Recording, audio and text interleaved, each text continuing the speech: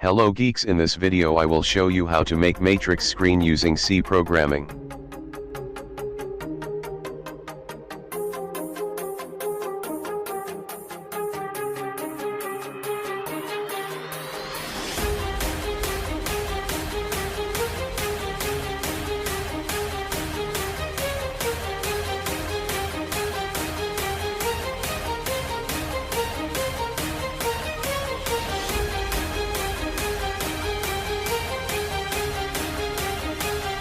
Subscribe channel for more informative videos.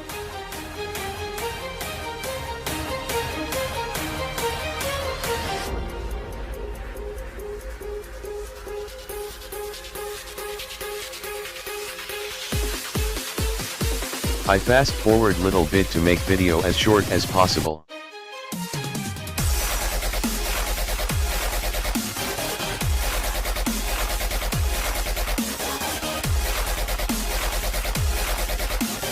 To change font color I use System Color 02.